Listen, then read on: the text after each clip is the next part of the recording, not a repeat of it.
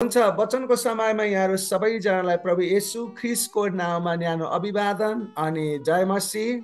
र आज फेरि पनि हामी परमेश्वरको वचन सुन्नेछौँ उत्पत्तिको पुस्तक 49 अध्यायबाट। आज हामी परमेश्वरको वचन सुन्नेछौँ 49 अध्यायको 1 देखि 12 सम्ममा। आजको हाम्रो यो वचनको भाग रहेको छ 151 भागमा हामी पुगेका छौँ। परमेश्वरलाई धन्यवाद भएको होस्। र आज हामी हेर्नेछौँ परमेश्वरको वचन र यो यसरी लेखिएको छ बाइबलमा। तपाईहरु बाइबल पल्टाउन सक्नुहुनेछ। यसरी लेखिएको छ, तब याकुबले आफ्ना छोराहरूलाई बोलाएर भने, तिमीहरू यहाँ जम्मा हो, पछिल्ला दिनहरूमा तिमीहरूमाथि के आइपर्नेछ सो म भनुला। हे याकुबका छोरा हो, जम्मा भएर सुन र तिमीहरूका बुवा इजरायलले भनेका सुन। र रुबेन, त मेरो जेठो छोरो होस्, मेरो शक्ति र मेरो बलको पहिलो फल, गौरव र शक्तिमा सर्वप्रमुख, पानी जस्तो चञ्चल, त तेरो प्रतिष्ठामा कायम रहने छैनस्, किनभने तेरा बुबाको पलङमा त चढिस र त्यो अशुद्ध पारिस। त मेरो ओछ्यानमा चढिस। सिमियोन र लेवी दाजुभाइ हुन्, तिनका तरबार नै उपद्रवका हतियार हुन्। हे मेरो प्राण, तिनीहरूको सभामा नआइज, तिनीहरूको संगतमा नलाग, किनकि आफ्नो रिसमा तिनीहरूले मानिसहरूलाई मारेका छन्। तिनीहरूले आफू खुसी गरेर गोरुका ढोड नसा काटेका छन्। तिनीहरूको रिसमाथि श्राप परोस्, किनभने त्यो भयानक छ, र तिनीहरूका क्रोधमाथि, किनकि त्यो निष्ठुर छ। तिनीहरूलाई म याकुबमा छिन्न भिन्न पार्नेछु र इजरायलमा तितर बितर पार्नेछु। हे यहुदा, तेरा दाजुभाइहरूले तेरो प्रशंसा गर्नेछन्, तेरो हातले तेरा शत्रुहरूका गर्दन पक्रनेछ। तेरै बुवाका छोराहरू तेरो सामुन्ने निहुरिनेछन्। अनि यहुदा सिंहको डमरू हो। हे मेरो छोरो, शिकारबाट त आएको छस्, त्यो निहुरिन्छ र सिंह चाहिँ लुटिरहन्छ। सिंगिनी चाहिँ कसले त्यसलाई उठाउने आँट गर्छ। यहुदाको हातबाट राजदण्ड हट्ने छैन, राज्य चलाउनेको लाठी त्यसका खुट्टाका बीचमा हट्ने छैन, जबसम्म त्यसका मालिक आउने छैनन् र जातिहरू उहाँको आज्ञाकारी बन्नेछन्। त्यसको गधालाई दागको बोटमा र गधाको बछडालाई चाहिँ उत्तम जातको हाँगामा बाँध्नेछ। त्यसले आफ्ना लुगाहरू दाग मध्यमा, आफ्ना पोसाक अङ्गुरको रसमा धुनेछन्, अनि त्यसका आँखा दाग मध्य भन्दा गाढा र त्यसका दाँत दूध भन्दा सेता हुनेछन्। हालेलुया। परमेश्वरको वचन पढाइमा र सुनाइमा आशिष मिलेको होस्। साँच्चै नै परमेश्वर महिमाको राजा हुनुहुन्छ। परमेश्वर जीवित परमेश्वर हुनुहुन्छ। आज हामी हेर्नेछौँ यो वचनले आज तपाईँलाई र मलाई के भनिराखेको छ भन्ने कुराहरू हामी हेर्नेछौँ। र आजको वचनको शीर्षक रहेको छ, यहुदाबाट राजदण्ड हट्ने छैन। यहुदाबाट राजदण्ड हट्ने छैन। यो आजको खण्डदेखि उता हामीहरूले केही खण्डहरूमा हेर्नेछौँ। अब याकुबको अवस्था एकदम नाजुक अवस्थामा छ। याकुब बिरामी छ, उसको मर्ने बेला आएको छ। ऊ 147 वर्षको उमेरमा मर्दैछ र सायद यो 147औं वर्षमा यहाँ कुरा भइरहेको छ। र ऊ मर्नुभन्दा अगाडि उसले कतिपय मानिसहरूलाई आशिषहरू दिएको छ। योभन्दा अगाडि योसेफका छोराहरूलाई, मनश्शे र एफ्राइमलाई उसले आशिष दिएको कुरा छ, अनि योसेफलाई आशिष दिएको छ। अब यहाँ हामी के पाउँदछौँ भनेदेखि यी कुराहरू चाहिँ सबै आशिषहरू मात्र होइन, तर आशिष र एक किसिमका श्रापहरू पनि मिसिएका कुराहरू हामी पाउँदछौँ। तर पनि आशिष र श्रापहरू भन्दा पनि यहाँनिर याकुबले के गर्न खोजिराखेको छ भने, भविष्यमा परमेश्वरले कसलाई कसरी चलाउँदै हुनुहुन्छ र भविष्यको गर्भमा उनीहरूको भविष्य कस्तो रहनेछ र उनीहरूका सन्तानहरू कस्ता रहनेछन्, इजरायलमा उनीहरूको हैसियत कस्तो हुनेछ भन्ने कुराहरू याकुबले परमेश्वरको सहाराबाट के गर्दैछ त भन्दा यहाँनिर भविष्यवाणी गरेको हामी पाउँदछौँ। त्यसैले गर्दाखेरि हामीले पहिलो पोइन्टमा लिएको छौँ 1 र 2 पदबाट। पहिलो पोइन्टले भन्दछ, आखिरी दिनहरूमा याकुबका छोराहरूलाई के हुनेछ। आखिरी दिनहरूमा याकुबका छोराहरूलाई के हुनेछ। अर्थात् पहिलो पोइन्टको पहिलो खण्डमा भन्दछ, याकुबले आफ्ना छोराहरूलाई बोलाए अनि याकुब बिमारी छ, मर्ने बेला भएको छ, मृत्यु शय्यामा छ। योभन्दा अगाडि हामीले मृत्यु शय्याको कुरा गरेका थियौँ र मृत्यु शय्यामा छ। अनि त्यो चाहिँ के गरेको छ भन्दा उसले आफ्नो छोराहरूलाई आफ्नो वरिपरि बोलाएको अवस्था छ। र यो याकुबको कुल पिताको रूपमा अब्राहम पछि इसाक, अब्राहम परमेश्वरले गर्नुभएको करार अब्राहममा आयो, अब्राहमले इसाकमा सार्यो, इसाकको उत्तराधिकारीको रूपमा याकुबमा आयो। अब चाहिँ फेरि के भन्दैछ भने याकुबले कसमा उसका 12 जना छोराहरू छन्, 12 जना छोराहरूमा परमेश्वरबाट आएको प्रतिज्ञा बमोजिमका कुराहरू मध्ये कसमा कस्तो किसिमको उसले वचन बोल्नेछ, यही कुराहरू हामी हेर्नेछौँ। यहाँनिर परमेश्वरले दिएका शब्दहरू, यानि कि परमेश्वर दिएको प्रतिज्ञाहरू, यानि कि परमेश्वर दिएको जुन वचनहरू, यिनीहरूले के गर्दैछन् भनेदेखि याकुबले आफ्नो सन्ततिहरूलाई सार्दैछन्। र यो कुरामा महत्त्वपूर्ण आज भूमिका रहेको छ। र अब्राहम र इसाकको उत्तराधिकारीको रूपमा अन्तिम र महत्त्वपूर्ण कार्य याकुबले अहिले गर्दैछ। यहाँ उसले प्रत्येक छोरालाई एक एक गरिकन आशीर्वादको भविष्यवाणी गरेको कुराहरू हामी पाउँदछौँ। पहिलो पोइन्टको दोस्रो खण्डले भन्दछ, आखिरी दिनहरूमा तँलाई के हुनेछ, आखिरी दिनहरूमा तँलाई के हुनेछ। अर्थात् यहाँ केही कुराहरू हामी पाउँदछौँ, त्यति धेरै आशिषहरू त होइनन् अघि मैले भनेको जस्तो, जुन कुरा अब याकुबले बोल्न गइराखेको छ। किनभने तिनीहरू भविष्यमा यी जनजातिहरूलाई परमेश्वरले कसरी प्रयोग गर्नुहुनेछ भन्ने कुराको भविष्यवाणीहरू हुन्। यो बाइबलमा मानिसले बोलेको भविष्यवाणी प्रथम हो। सर्वप्रथम यहाँ चाहिँ हामीले हेर्नु पर्दछ, योभन्दा अगाडि परमेश्वर बोल्दै आउनुभएको छ र परमेश्वरले भविष्य उत्पत्तिको 1 अध्यायदेखि परमेश्वरले भविष्यवाणी गर्दै आउनुभएको कुराहरू हामी पाउँदछौँ। मानिसले भविष्यवाणी गरेको थिएन, तर याकुबले यहाँ आएर पहिलो भविष्यवाणी गरेको कुराहरू हामी पाउँदछौँ। त्यहाँ धेरै भविष्यवाणीहरू छन् परमेश्वरद्वारा घोषणा गरिएका, जस्तै उत्पत्ति 3:15मा स्त्रीको सन्तानको बारेमा भनिएको छ, लगायतका धेरै कुराहरू परमेश्वरले भन्नुभएको छ। र अन्य भविष्यवाणीहरू पनि थुप्रै छन्। र तर यो बाइबलमा यो एउटा पुरुष अथवा एकजना मानिस मार्फत घोषणा गरिएको भविष्यवाणी पहिलो हो भनेर हामीले यहाँ पुष्टि गरेका छौँ। त्यस्तै पहिलो पोइन्टको तेस्रो खण्डले भन्दछ, याकुबका छोराहरू इजरायललाई आफ्नो पिताको कुरा सुन। याकुबका छोराहरू र इजरायलका छोराहरू आफ्नो पिताको कुरा सुन। अथवा यहाँनिर के भन्न खोजिएको कुरा छ भने याकुबका छोराहरू पनि भनिएको छ, इजरायलका छोराहरू पनि भनिएको छ, पिताको कुरा सुन भनिएको छ। यहाँनिर आशीर्वादको सुरुमा नै याकुबले महसुस गरे कि उनी अब याकुब मात्र रहेनन्, अब उनी इजरायल हुन्। र उनी इजरायल मात्र होइनन्, याकुब र इजरायल हुन्। याकुब भनेको छली अनि इजरायल भनेको परमेश्वरले शासन गर्नुहुन्छ। यो दुईटा कुरा मिलाउँदाखेरि आजको मानिस जस्तो लाग्दछ। कस्तो लाग्छ? मानिस विश्वासी पनि अलि छली टाइपको पनि भन्ने कुराहरू यहाँ हामी पाउँदछौँ। अनि इजरायल यानि कि परमेश्वरको आत्मा उस परमेश्वरतिर समर्पित भएको मान्छे, अथवा त्यही मान्छे याकुब पनि, याकुब चरित्र भनेको समर्पित नभएको पनि। आज हाम्रो जीवनमा हेर्ने हो भने हरेक व्यक्तिहरूमा नेगेटिभ साइड पनि हुन्छ, पोजिटिभ साइड पनि हुँदछ। पोजिटिभ साइड भनेको परमेश्वरमा आराधना गर्ने हो भनेदेखि नेगेटिभ साइड भनेको उसको पापमा जिउने हो।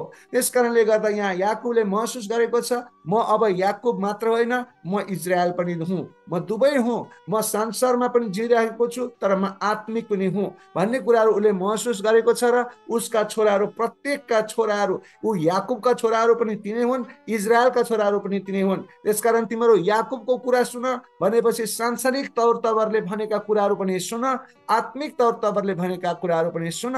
यो आध्यात्मिक परिपक्वता अथवा आत्मिक परिपक्वताको एउटा चिन्ह हो भनेर हामी भन्न सक्दछौँ। परमेश्वरले उसलाई इजरायल बनाउनु भयो र उसलाई याकुब के विरुद्ध लड्नु परेको थियो भन्ने कुराहरू याकुबलाई थाहा थियो, किनभने याकुबले जहिले पनि कुनै न कुनै कुराको विरुद्ध लडिराखेको अवस्था थियो। कहिले उसको छोराले आफ्नो श्रीमतीको बेडमा सुत्न आयो, उसलाई बलात्कार गरेको कुराहरू हामी पाउँदछौँ रुबेनले। त्यस्तै गरिकन सिमियोनले, लेवीले के गरेका छन् त भन्दाखेरि एउटा सहरमा गएर उनीहरूले के गरेका छन्, त भन्दाखेरि सबै धेरै मानिसहरूलाई मारेका छन्। यस्तो परिवारको बाउ ऊ भएको छ। अनि विभिन्न प्रकारका छोराहरू विभिन्न प्रकारका नानाभातीका छन्। अनि यो कुराहरू गर्दाखेरि अब याकुबले ती मानिसहरूको भविष्य कस्तो हुनेछ, भविष्य छोराहरूको भविष्य कस्तो हुनेछ भनेर प्रत्येकको छोराहरूको भविष्यको बारेमा अनि उसले भविष्यवाणी गरेको हामी पाउँदछौँ। त्यस्तै दोस्रो पोइन्टमा हामी जाँदछौँ। दोस्रो पोइन्ट 3 देखि 4 लाई लिएको छ। दोस्रो पोइन्टमा भन्दछ, रुबेन त उत्कृष्ट छैनस्, रुबेन त उत्कृष्ट छैनस्। अर्थात् रुबेनलाई उसले के भन्दैछ, भविष्यवाणी गर्दैछ। रुबेन कस्तो हुनेछ भनेर भविष्यवाणी गर्दैछ। अर्थात् रुबेनका परिवारहरू सन्ततिहरू कस्ता हुनेछन् भनेर यहाँ अब भविष्यवाणी गर्ने कुराहरू चलिराखेको छ। उसले जेठोबाट सुरु गरेको छ र उसले दोस्रो पोइन्टको पहिलो खण्डमा भन्दछ, त मेरो जेठो छोरो होस्, त मेरो जेठो छोरो होस्। अर्थात् यहाँ भन्न खोजेको कुरा के हो त भन्दाखेरि याकुबले भन्दछ परिवारको त जेठो छोरोको रूपमा होस्। रुबेन जेठो छोराको उत्तराधिकारीको दाबी उसले गरेको थियो र उसले चाहिँ के भनेदेखि गर्व गरेको थियो, म चाहिँ जेठो छोरो हुँ, म यहाँको सबै हर्ताकर्ता हुँ भनेर भनेको थियो, दाबी पनि गरेको थियो। र तर उसले सँगसँगै के गरेको थियो, आफ्नो जीवनलाई अपवित्र बनाएको थियो। बिल्लाको कोठामा गएर बिल्लासँग ऊ के गरेको थियो त भन्दाखेरि सुतेको थियो, उसलाई बलात्कार गरेको थियो, उसलाई व्यभिचार गरेको थियो। त्यसैले गर्दा उसको जीवन आमासँग, उसको आमा अनि आफ्नै बाउको उपपत्नीसँग उसले व्यभिचार गरेर उसको के गरेको थियो, अनैतिकतामा ऊ फसेको थियो। रुबेनले आफ्नो बुबाकी उपपत्नी बिलासँग जुन प्रकारको, त्यसको बिला भनेको दानको आमा, नप्तालीको आमा हो, अनि उसलाई चाहिँ गरेको जुन व्यवहारबाट हामी पाउँदछौँ उत्पत्तिको 35:22 मा। अनि यो अनुसारले उसले भनेको थियो कि तै पनि उसले जेठो हुँ भनेर उत्तराधिकारीको दाबी पनि गरेको अवस्था थियो। त्यस्तै दोस्रो पोइन्टको दोस्रो खण्डले भन्छ, पानी झैं अस्थिर भन्नको मतलब के हो त भन्दा रुबेनको अस्थिरताको कारणले जन्मसिद्ध अधिकार विभाजित भएको कुराहरू हामी पाउँदछौँ। अर्थात् उसले अब यो जन्मसिद्ध अधिकार जेठोले पाउने अधिकार नपाउने कुरामा उपुगेको छ। र सामान्यतया जेठा सन्तान कुलको आत्मिक र सामाजिक अगुवाको रूपमा हुने थियो। तर इजरायलका सन्तानहरूका बीचमा आशिष, पुजारीको अधिकार, शासन गर्ने अधिकारहरू एउटैमा केन्द्रित हुनुको सट्टा दाजुभाइहरू बीच विभाजित गरिदिएको थियो। यद्यपि हामीले इजरायलका सन्तानहरूका बीचमा अधिकार विकेन्द्रीकरणमा परमेश्वरको महान बुद्धि देख्दछौँ, किनभने कसलाई कस्तो प्रकारको जिम्मेवारी दिनुपर्छ, कस्तो प्रकारको अधिकार विकेन्द्रीकरण गर्नुपर्छ भन्ने कुरा परमेश्वरलाई नै थाहा थियो। त्यसै कारण परमेश्वर यहाँ याकुबसँग बोलेर आफ्नो छोराहरूको भविष्यको कुराहरू गरिराखेको अवस्था छ। रुबेनले आफ्नो अस्थिरताको लागि उच्च मूल्य चुकाउनु पर्थ्यो थियो, किनभने ऊ पानी जस्तो छत्ताछुल्लो थियो, अस्थिर मानिस थियो, एकै ठाउँमा थिर बस्न नसक्ने मानिस थियो। जतिसुकै कुरा भए पनि परमेश्वरले उहाँका मानिसहरूको नेतृत्व गर्नेहरूमा स्थिर चरित्र खोज्नुहुन्छ। आज तपाईँ र ममा पनि पानीको जस्तो व्यवहार होइन, अस्थिर चरित्र होइन, तर थिर चरित्र, परमेश्वरमा एकदम अडिग भएर उभिएको चरित्र भएको परमेश्वरले व्यक्ति देख्नुहुन्छ। तर चाहिँ परमेश्वरले कहिले आराधना गर्ने, कहिले नगर्ने, कहिले चर्चमा आउने, कहिले नआउने, यो पानी जस्तो स्थिर भएको व्यक्ति होइन। तर परमेश्वरले स्थिर भएको आज तपाईँलाई र मलाई पनि त्यो चाहनु भएको अवस्था हामी पाउँदछौँ। यसैले गर्दाखेरि हामी हेर्दछौँ दोस्रो पोइन्टको तेस्रो खण्डमा भन्छ, फेरि उसले भन्दैछ रुबेनलाई, तैँले उत्कृष्ट काम नगर्नु, तैँले उत्कृष्ट काम नगर्नु। यानि कि एउटा श्रापको रूपमा हामी लिन सक्दछौँ, किनभने उसको जीवन अपवित्र भएको थियो र रुबेनको कुलले कहिल्यै पनि त्यो हिसाबले कहिल्यै पनि उत्कृष्ट काम गरेन। कुनै अगमवक्ता पनि त्यहाँबाट निस्केन, कुनै न्यायकर्ता पनि त्यहाँबाट निस्केन, कुनै राजा जसको बारेमा हामीलाई थाहा छ रुबेनको कुलबाट आउँदै आएन। पहिलो कसरी अन्तिम हुन सक्छ भन्ने कुरा एउटा रुबेनबाट उदाहरण दिएको कुराहरू हामी पाउँदछौँ, जुन कुरा हामी मत्तीको 19:30 मा पाउँदछौँ। यहाँ प्रभु येशूले भन्नुभएको छ पहिलो अन्तिम हुनेछ, अन्तिम प्रथम हुनेछ भन्ने कुरा छ। अनि यहाँ रुबेनबाट त्यो काम सुरु भएको छ। ऊ प्रथम त थियो तर अन्तिम भयो। परमेश्वरको राज्यमा उसको कुनै पनि भूमिका दिएको अवस्था छैन। त्यस्तै गरी तेस्रो पोइन्टमा भन्दछ, तेस्रो पोइन्ट 5 देखि 7 लाई लिएको छ र तेस्रो पोइन्टले सिमोन र लेवी, तेस्रो पोइन्टमा छ सिमोन र लेवी। अनि त्यहाँनिर अब सिमोन र लेवीलाई याकुबले अब त्यो मर्ने बेलाको बुढो मान्छेले सिमोन र लेवीलाई अब त्यो के भन्दैछ अनि त्यहाँ हामी हेर्नेछौँ। अनि उसले भन्दैछ सिमोन र लेवीलाई, म तिमीहरूलाई इजरायलमा तितर बित्तर पार्नेछु। ल हेर्नुहोस् फेरि सिमोनलाई के भन्दैछ र लेवीलाई के भन्दैछ, म तिमीहरूलाई इजरायलमा तितर बित्तर पार्नेछु। त्यस्तै तेस्रो पोइन्टको पहिलो खण्डले भन्दछ सिमोन र लेवी दाजुभाइ हुन्। सिमोन र लेवी दाजुभाइ हुन् अर्थात् दोस्रो जन्मेको छोरा, पहिलो जन्मेको रुबेन हो, दोस्रो जन्मेको छोरा सिमोन हो, तेस्रो जन्मेको छोरा लेवी हो। र एउटै दुष्ट कामको लागि उनीहरू समान शब्दमा याकुबले सम्बोधन गरेको अवस्था छ। किन त तिनीहरू क्रूरताका साधनहरू थिए, तिनीहरूको तरबारै क्रूर थियो र तिनीहरू तरबारको शक्तिले हिँड्दथे र तिनीहरूको के भन्दा क्रूरता तिनीहरूको साधन थियो, रिसाउने कुरा। अनि तिनीहरू तुरुन्तै तिनीहरू तरबार चलाउने कुरा, ज्यान मार्ने कुरा, आफ्नो मन खुसीको लागि जे पनि जसलाई पनि हत्या गरिदिने कुरा, यस्ता किसिमका दुष्ट मानिसहरू तिनीहरू थिए। जब तिनीहरूले आफ्नो बहिनी दिनाको बलात्कारको बदलामा सकेमका सबै मानिसहरूलाई मेटाइदिएको कुराहरू हामी उत्पत्तिको 34को 25देखि 29मा हामी पाउँदछौँ। त्यहाँ जब दिनालाई उनीहरूले बलात्कार गरेको थियो, लगेर राखेको थियो, तब यिनीहरू मानिस गएर के गरे, सिमोन र लेवी गएर के गरे, सबै पुरुषहरूलाई जालसाजी गरेर के गरेका थिए भने सबैलाई मारेका थिए। अनि यो कुरा यहाँ अहिले निस्केको छ। त्यो बेला याकुबले सायद उसको कमजोरीमा सानो आत्मकेन्द्रित गुनासो बाहेक अरू केही पनि नगरेको कुरा हामी पाउँदछौँ उत्पत्तिको 34को 30मा। यानि कि जब सिमोन र लेवीले गएर त्यतिका धेरै मानिसहरू मारेर आए तापनि याकुबले के भने सानो गुनासो गर्यो, त्यसो गर्नु हुँदैन थियो भन्ने कुराहरू गर्यो। त्यहाँबाट के गर्यो त भन्दाखेरि तिनीहरू ठाउँै छोडेर तिनीहरू बेथेलतिर लागेका थिए। त्यो ठाउँैमा बस्ने अवस्था थिएन। त्यस्तो अवस्था पार्ने काम चाहिँ सिमोन र लेवीले ती सबै मानिसहरूलाई आफ्नो तरबारले सहरका सबै पुरुषहरूलाई मारेर त्यस्तो किसिमको अनैतिक कार्य गरेका थिए। तैपनि उसलाई र परमप्रभुलाई यो घटना सम्पूर्ण अहिले सम्झना भयो। याकुबलाई यस्तो ठुलो घटना सम्झना नहुने कुरै थिएन। ऊ मर्ने बेलामा अब उसले साँच्चै कुरा त्यो तिनीहरूले गरेको फल के प्राप्त हुनेछ त, भविष्यमा के हुनेछ त त्यो मान्छे मारेकोले भन्ने कुराहरू यहाँ चाहिँ यहाँ चाहिँ के भने सिमोन र लेवीलाई भनेको अवस्था छ। यसले हाम्रो विगतका पापहरूतिर फर्केर हामीलाई सताउन सक्छ भन्ने सिद्धान्तलाई चित्रित गर्दछ। यानि कि हामीले विगतका दिनहरूमा गरेका पापहरू छन्, ती पापहरूले हामीलाई सताउनेछ र क्षमा गरिए पनि तिनीहरूले जीवनभरिको लागि हामीले सामना गर्नुपर्ने परिणामहरू भोग्नु पर्नेछ भन्ने कुराहरू यसबाट देखाउँदछ।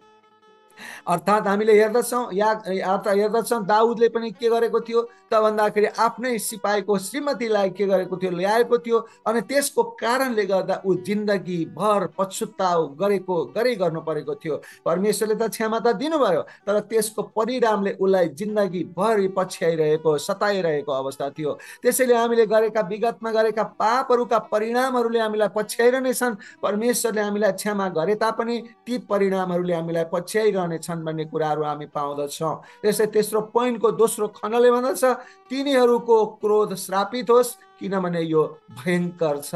तिनीहरूको क्रोध श्रापित होस् किनभने यो भयङ्कर छ भन्नुको मतलब के हो? सिमोन र लेवीको वास्तविक समस्या तिनीहरूको क्रोध थियो, तिनीहरूको रिस थियो। अनि तिनीहरूको क्रोधमा तिनीहरूले एकजना मानिसलाई मारे, ती पुरुषहरूलाई पनि मारे। तिनीहरूको क्रोध एकदमै पाप थियो।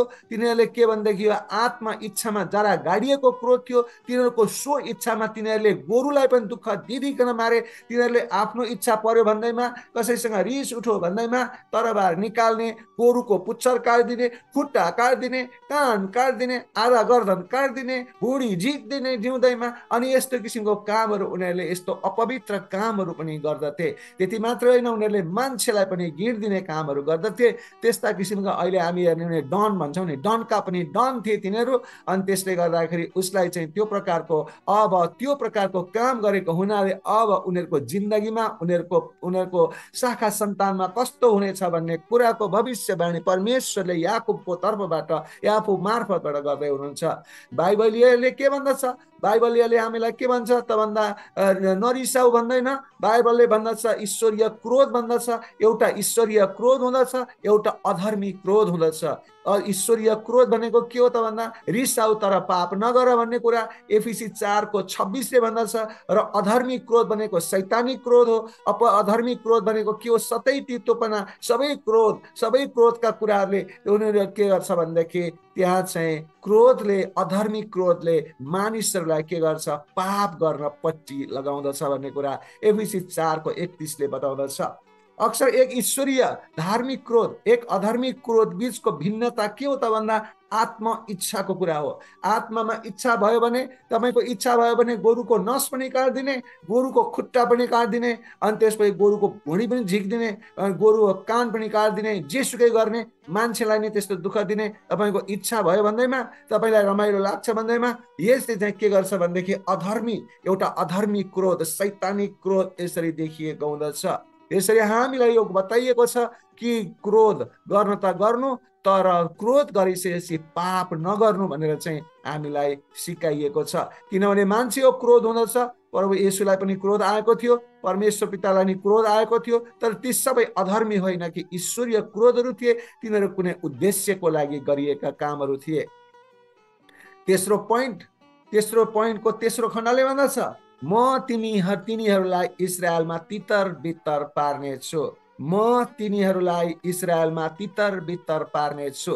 अर्थात् विभाजन र छरपष्टको भविष्यवाणी सिमेयोनको लागि श्रापको रूपमा आयो। किन सिमेयोनलाई चाहिँ के भने तितर बितर पार्छु भनेको थियो, लेवीलाई पनि तितर बितर पार्छु भनेको थियो। तर यहाँनिर आएर फरक चाहिँ के हो त भन्दा तितर बितर पर्ने छन् भन्ने कुरा दुईजना दाजुभाइको बाटो छुट्टै देखिन सक्दछौँ हामी। किनभने सिमेयोनको कुल चाहिँ 12, गन्ती 26:14 हामी हेर्दछौँ। अनि सिमेयोनको कुलको संख्या 12 को संख्यामा सबैभन्दा कमजोर थियो। 12 जना दाजुभाइको कुलहरू भन्दा सिमेयोनको कुल सबैभन्दा कमजोर थियो। र यहुदाको बारेमा पनि हामी हेर्दछौँ, यहोशू 19:1 छ, यहुदासँग पनि भूमि बाँडफाँड गरिएको थियो। अनि त्यस्तै गरिकन सिमेयोनको कुल उजाड स्थानमा भट्किरहेको थियो पछि। अनि त्यसपछि गएर सिमेयोनको कुल सानो भयो। तिनीहरू तेस्रो ठुलो जनजातिको कुरा गरिएको छ गन्ती 1:23। तेस्रो ठुलो जनजाति थिए तिनीहरू। इजिप्टबाट सुरु भएर तिनीहरू लगभग 35 वर्षपछि इजरायलको दोस्रो उजाड स्थानको जनगणनामा पुग्दाखेरि तिनीहरूको कुलको 63% नष्ट भइसकेको थियो र तिनीहरू सबैभन्दा सानो जनजाति भएर तितर बितर भएको अवस्थामा थिए भन्ने कुरा गन्तीको 26:14 स्पष्ट हुँदछ। विभाजन र तितर बितरको भविष्यवाणी तर लेवीको लागि आशिष भयो। तर एउटाको लागि त्यही भविष्यवाणी श्राप भयो भने एउटाको लागि के भयो? आशिष भयो। कसरी आशिष भयो त हामी हेर्नेछौँ। विभाजन र तितर बितरको भविष्यवाणी लेवीको लागि कसरी आशिष भयो त भन्दाखेरि हामीलाई थाहा छ, प्रस्थानको 32:26-28 हामी हेर्यौँ भने त्यहाँ सुनको बाछाको कुरा गरिएको छ। मानिसहरूले सुनको बाछा बनाएका छन्। अनि त्यो सुनको बाछा बनाएको समयमा यस जनजाति अथवा यस कुलका मानिसहरूले के गरे? विश्वास योग्यताको प्रदर्शन गरे। यो सम्पूर्ण इजरायल राष्ट्रमा आशिषको रूपमा छरिएको थियो। किनभने उनीहरूले यो कुलले चाहिँ सुनको बाछो बनाएर पूजा गर्नु हुँदैन, हाम्रा प्रभु हुनुहुन्छ, हाम्रा परमेश्वरलाई गर्नुपर्छ, यो सुनको बाछो परमेश्वर हुन सक्दैन भनेर उनीहरूले त्यहाँ विरोध गरेका थिए। तिनीहरूको त्यो विरोध गरेको कारणबाट नै उनीहरूलाई जुन प्रकारको भविष्यमा गरिएको थियो, भविष्यको छरपष्ट हुने जुन प्रकारले भविष्यवाणी गरिएको थियो, उनीहरूको बाटो फरक हुन पुग्यो। तिनीहरूले ठुलो भूभाग प्राप्त गरेन किनकि परमप्रभु तिनीहरूको उत्तराधिकारी चाहिँ हुनुभयो, भूमि होइन। यहोशूको 13:33 भनेको जस्तो यसैले सिमेयोन र लेवी दुवै छरपष्ट भए, तर एउटा आशिषको रूपमा छरपष्ट भयो भने अर्को श्रापको रूपमा छरपष्ट भएको कुराहरू हामी पाउँदछौँ। धन्य हो त्यो मानिस जो कालो छायाबाट सुरु भए तापनि त्यो छायालाई उज्यालो घाममा परिणत गर्ने गरी बाँच्दछ। यानि कि यहाँ लेवीले के ठुलो काम गर्यो त भन्दाखेरि लेवीले कुनै ठुलो भने प्रसिद्ध हुने काम त गरेको होइन, तर परमेश्वरलाई मनपर्ने काम गर्यो। उसले अगाडि गरेका त्यतिका मानिसहरू मारेको भए तापनि त्यहाँनिर सुनको बाछाको प्रकरणमा आइसकेपछि उसले सुनको बाछाको विरोध गर्यो। त्यसकारण परमेश्वरलाई क्षमा दिनुभयो। त्यसकारण उसले के गर्यो त भन्दा कालो छायामा उसको जीवन चलिरहेको थियो। अब यसो गरिसकेपछि जब त्यहाँ परमेश्वरलाई मूर्तिमा पूजा गर्नु हुँदैन भनेर भनिसकेपछि त्यहाँ उसको सन्तानले विरोध गरिसकेपछि अनि उसको कालो छाया घामको छायामा घाममा परिणत भयो। उसको जीवनमा कालो थियो, कालो अन्धकारको जीवन थियो, तर अब ज्योति उनीहरूको जीवनमा सुरु भएको कुराहरू हामी पाउँदछौँ। त्यसैले परमेश्वरले लेवीले मूसाको हातबाट आशीर्वाद प्राप्त गर्ने मौका दिनुभयो, जुन कुनै पनि कुलको सबैभन्दा धनी अथवा सबैभन्दा ठुलो आशिष मध्येको एक थियो। परमेश्वरले उनीहरूलाई लेवीको रूपमा स्थापित गर्नुभयो, पुजारीको रूपमा स्थापित गर्नुभयो, किनभने उनीहरूले साँच्चै नै परम प्रभुलाई मूर्तिमा पूजा गर्नु हुँदैन भनेर भनेका थिए। त्यसैले हामीले पनि जुनसुकै पाप गरेका छौँ भने पनि परमेश्वरले हामीलाई क्षमा गर्न सक्नुहुँदछ, तर हामीले गरेको पापको परिणाम भने भोग्नु नै पर्नेछ। त्यस्तै चौथो पोइन्टमा भन्दछ, अन्तिम पोइन्ट चौथो पोइन्ट 8 देखि 12 लाई मैले लिएको छु र यसले भन्दछ यहुदाबाट राजदण्ड हट्ने छैन। यहुदाबाट राजदण्ड हट्ने छैन अर्थात् चौथो पोइन्टको पहिलो खण्डमा भन्दछ तिम्रा भाइहरूले प्रशंसा गर्नेछन्, तिम्रा भाइहरूले प्रशंसा गर्नेछन्। यहाँनिर आएर याकुब या यहुदासम्म आइपुग्दा उसले एकदमै आशिषको कुराहरू गरिराखेको छ र यहुदालाई भन्दैछ तिम्रा भाइहरूले तिमीलाई प्रशंसा गर्नेछन्। किन गर्दैछ? यो अवस्था कस्तो छ, याकुबले पहिला के काम गरेको थियो अनि के भइराखेको छ भन्ने कुराहरू हामी हेर्दछौँ। यहुदाको पूर्ण रूपमा उदाहरणीय चरित्र त थिएन। उसले चाहिँ के गरेको थियो भन्दा योसेफबाट छुटकारा पाउनको लागि अनि योसेफलाई बेचिदिने उसले प्रस्ताव गरेको थियो। उत्पत्तिको 37 को 26 मा हेरौँ भने अनि सबैले खाल्डोमा फाल्दिउँ भनेको थियो, तर उसले चाहिँ बेचिदिउँ भनेर चाँदीको टुक्राहरूमा बेचिदिएको थियो। अनि यो राम्रो मानिस त होइन, तर उसले पनि अर्को पनि नराम्रो काम के गरेको थियो। उत्पत्तिको 38 को 26 मा हामीले हेऱ्यौँ भने आफ्नै बुहारी तामारसँग इमान्दारी पूर्वक व्यवहार गरेन। त्यस्तै उत्पत्तिको 38 को 26 मै हामी हेऱ्यौँ भने उनीसँग वेश्याको रूपमा यौन सम्बन्ध राखे। अनि त्यस्तै उत्पत्तिको 38 को 18 मा हेऱ्यौँ भने अनि उनले आफ्नो त्यो कुरा देखिन्छ र उनले आफ्नो चरित्र राम्रो देखाएन र त्यस्तो कारणले गर्दाखेरि अनि आफूले उसलाई के गर्यो त भन्दा आफूलाई बेन्यामिनको विकल्पको रूपमा प्रस्ताव गरेको कुरा हामी पाउँदछौँ। उत्पत्ति 44 को 18 देखि 34 मा यो कुरा भन्दछ यो आशिष अयोग्यहरूलाई परमेश्वरको अनुग्रहको समृद्धिको उदाहरण हो। एक शक्तिशाली तरिकामा यहुदाको बारेमा यो भविष्यवाणी यहुदाको सबैभन्दा ठुलो सन्तान येशू ख्रीष्टको वर्णन हो, किनभने उसले त्यो सबै काम गरे तापनि उसको जीवन पछि परिवर्तन भएको कारणले गर्दाखेरि अनि ऊबाट ठुलो एउटा जाति निस्किनेछ, यानि कि मसाया त्यसैको पदबाट निस्किनेछ भनेर भनिएको छ। त्यसैलाई भनिएको छ राजदण्ड यहुदाको कुलबाट हट्ने छैन, राजदण्ड सदाको लागि हुनेछ। अर्थात् दोस्रो खण्डले भन्छ, चौथो पोइन्टको दोस्रो खण्डले भन्छ तेरो प्रशंसा तेरा दाजुभाइहरूले सिंहले झैँ गर्नेछन्, तेरो प्रशंसा तेरा दाजुभाइहरूले सिंह चाहिँ गर्नेछन्। अर्थात् यहुदाबाट राजदण्ड हट्ने छैन, न त उसको खुट्टाको बीचबाट कानुन दिनेछ र ऊप्रति जनताको आज्ञाकारिता हुनेछ। अनि यी प्रत्येकले यहुदाको शासन स्थितिलाई जनाउँदछ। अर्थात् यहुदा राजा खानदानको हुनेछ अनि याकुबले भन्दैछ त राजसी खानदानमा हुनेछस्। आफ्ना भाइहरूको बीचमा सबै भाइहरूले तँलाई के गर्नेछन्? महिमा गर्नेछन्। सबै भाइहरूले सिंह चाहिँ गज्रिकन तेरो खानदानलाई महिमा गर्नेछन्, किनभने त्यो राजदण्ड तेरो कुलबाट कहिल्यै पनि हट्ने छैन। त्यो स्थायी रूपमा राजदण्ड हुनेछ, यानि तेरो खानदान चाहिँ स्थायी रूपमा राजा उत्पादन गर्ने कुल हुनेछ भनेर यसरी भनिएको कुराहरू छ। उसले जेठो सन्तानको विरासतको नेतृत्वको पक्ष पाएको थियो अनि उनका भाइहरू बीचको यो नेतृत्वको उपस्थितिको अर्थ इजरायलका अन्तिम राजाहरू यहुदाबाट आउनेछन् भन्ने कुराहरू हो। अर्थात् त्यो अन्तिम राजा भनेको को हो? इजरायलको अन्तिम राजा भनेको मसाया हो। मसाया भनेको प्रभु येशू हो। परमेश्वरको अन्तिम उत्तराधिकारी पर अनन्त यहुदाको कुलबाट आउनेछन् भन्ने कुराहरूलाई हामीले यो जनाउँदछ। त्यसैले प्रकाशको 5 को 5 मा येशूलाई यहुदाको कुलको सिंह पनि भनिएको छ। त्यस्तै गरिकन जेठोको सामान्यतया दुईटा अधिकार हुन्थ्यो। पहिलो उहाँ परिवारको अगुवा हुन्थ्यो भने अर्को चाहिँ नयाँ कुलपति पनि हुँदथ्यो। यस्तै गरिकन पहिलो कुरा, दोस्रो चाहिँ पहिलो चाहिँ परिवारको अगुवा र नयाँ कुलपति, दोस्रो चाहिँ उत्तराधिकारीको दोब्बर हिस्साको हकदार हुने थियो। अरू दाइ हजुरभाइहरू भन्दा दोब्बर अंश पाउने कुराहरू उसले हुँदथ्यो।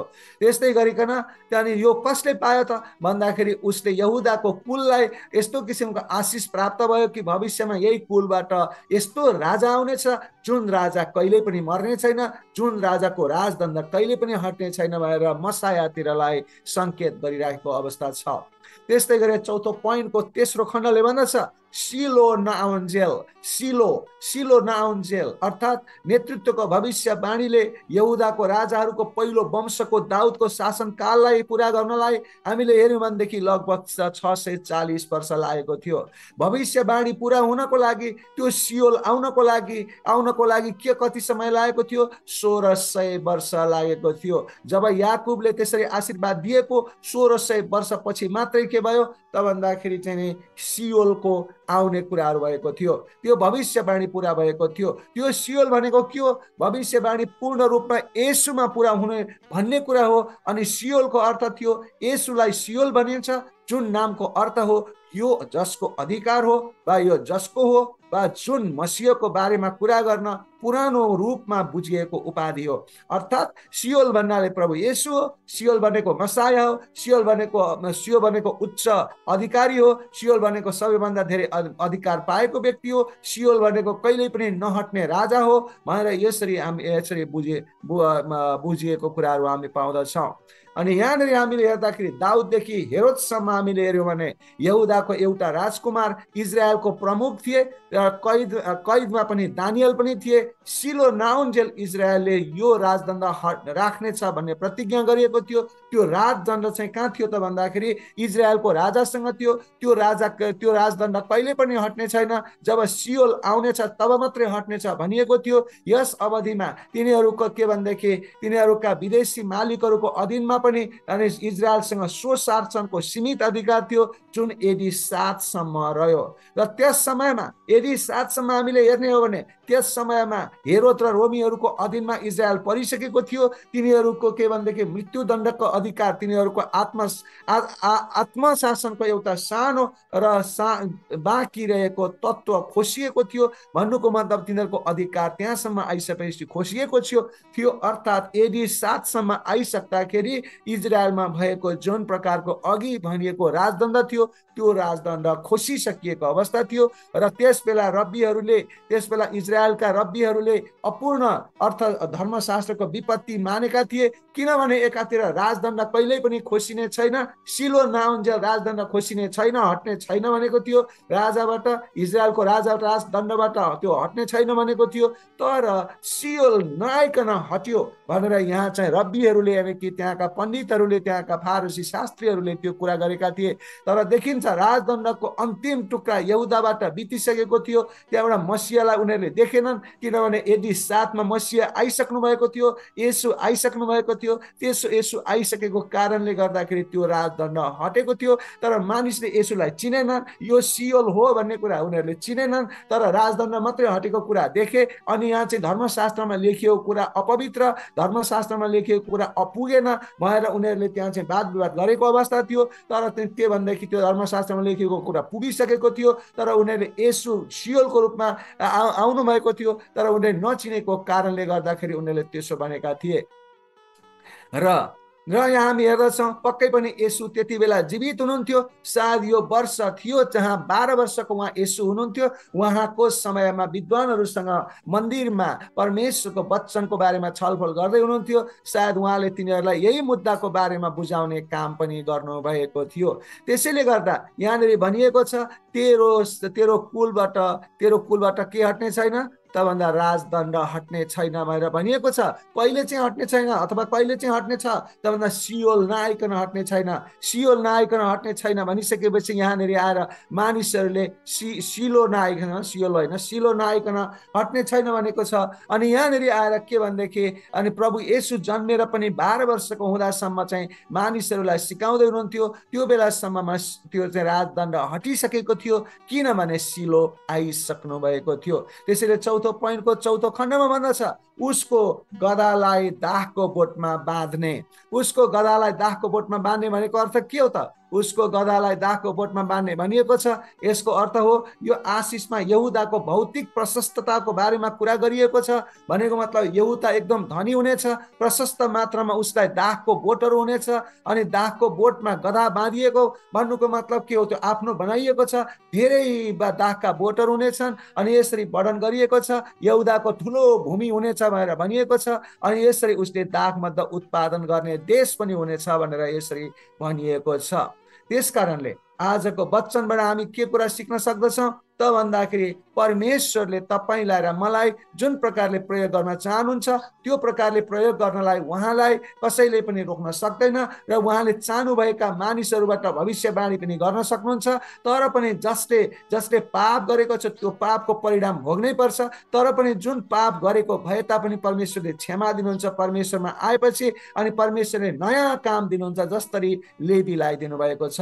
त्यसकारण तपाईँ हामी पनि जतिजना कमजोर छौँ, जतिजना पाप छौँ, जतिजनाले त्यो प्रकारको परमेश्वरलाई मन नपर्ने कामहरू गरेका छौँ भने हामीहरू पनि परमेश्वरमा आयौँ, परमेश्वरकै हामी पक्ष लियौँ। जस्तो लेवीले मूर्ति पूजा गर्नु हुँदैन भनेको विद्रोह गरेको कारणले गर्दा उसलाई त्यस्तो पवित्र काममा जिम्मेवारी दिएको कुरा हामी पाउँदछौँ। त्यस्तै हामी पनि परमेश्वरको पवित्र कामको जिम्मेवारी लिनको लागि हामीले पनि परमेश्वरकै पक्षमा, परमेश्वरकै महिमाको लागि हामी निरन्तर अगाडि बढ्नु पर्दछ।